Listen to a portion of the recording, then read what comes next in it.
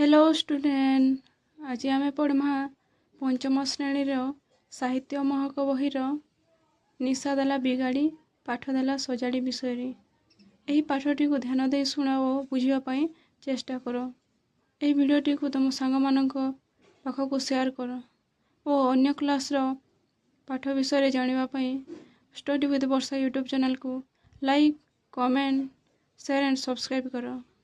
चलो पढ़मा। परेश बाबू डंपड़ गाँव बड़ जमीदार अर्थात परेश बाबू डंपड़ गाँव गोटे बड़ जमीदारटे थिले।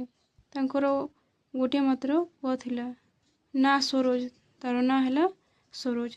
से भारी अली अल और सुकुमारिया, से बहुत भल और सुकुमारिया। बापा निज एकमात्र पुआ को बड़ मनुष्य करेंगे बोली सहर एक नामी घरोई कॉलेज रे नाम लिखाई देले। बापा निजर गोटे बोली पुआ को भल मनीषटी करने बड़ मनीषटी करने एक बहुत बड़ कॉलेज रे नाम लिखाई देले। पुआ सहर रे रहिला, पुआ सहर रे अर्थात से बड़ सहर रे रही पाठ पढ़िला। भल सांग परिवर्ते किसी खराब पिलांक सहित मिसिला। से भल सांग मानक सहित सांग हेबा कथा, खराब सांग मानक सहित मध्य सांग हैला।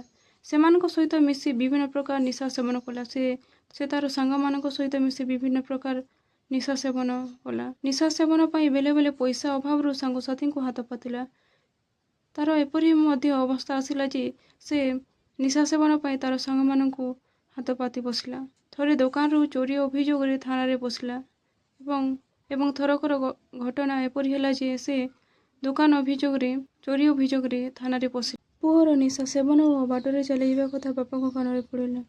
तापर तार बापा को जना पड़गला जे से निशा सेवन करे। जमीदार बाबू मन दुखरे पुआ को सहर गाँव को नहीं आसला। जमीदार बाबू बहुत दुखरे तार पुआ को घर को नहीं आसिले। भाविले पाठ न पढ़िले नहीं पाखरे रहिले नजर रे तो रहिबो। भाविले पाठ न पढ़िले न होए हेले पाखरे थाउ भलरे थाउ। किसी दिन पर सुविधा देखी सुंदर बहुटी घर को आने। तापर किसी दिन पर से पुआ को विवाह करदेले और सुंदर बहुटी आनिले।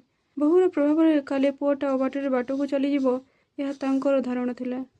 हुए तो बहु आसिला परे मोर पुओटी बहुत भल भाव रहिबो एवं बाटरे चलिबो नाही बोली भाविले। किंतु यह मध्य तांकर नातीटी होइछि। तापरे तांकर नातीटी होइछि।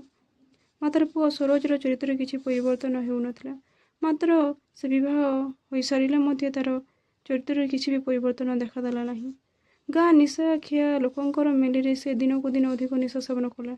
गाँव लोक मान सहित सांग साथी सहित से मिलिमिशि निशा सेवन आहरी अधिक कर बसिला। अर्थात से रास्ता घाट निशा सेवन कर पड़ा।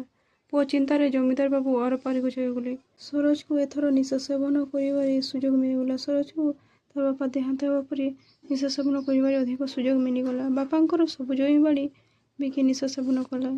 से बापांकर सबु जमी बाड़ी बिकी निशा सेवन कला। एपरिक निज बंगला पर घर को बिकिदेला। एपरिक निज बंगला जमीदार घर बंगला बिकी से निशा सेवन कला। रास्ता कड़ सरकारी जगार कुड़ियाटे कर स्त्री और पुआ सह रहिला। से रास्ता कड़ गोटे जगार कुड़ियाटे कर तार स्त्री और पुआ सहित रहिला। निशार प्रभाव ता हाथ गोड़ थरिला, आखि लाल होगला। निशार एते प्रभाव हेले तार हाथ गोड़ थरी बसला और आखि लाल होगला। तथापि तार किसी चिंता नथिला। तथापि तार परिवार विषय किसी चिंता नथिला। निज पुओ निज स्त्री निज परिवार किसी चिंता नथिला। अधिक निशा सेवन करुथिले। आगको तार अवस्था केमिति होला जानिबा पई पार्ट 2 वीडियो को देखो। धन्यवाद।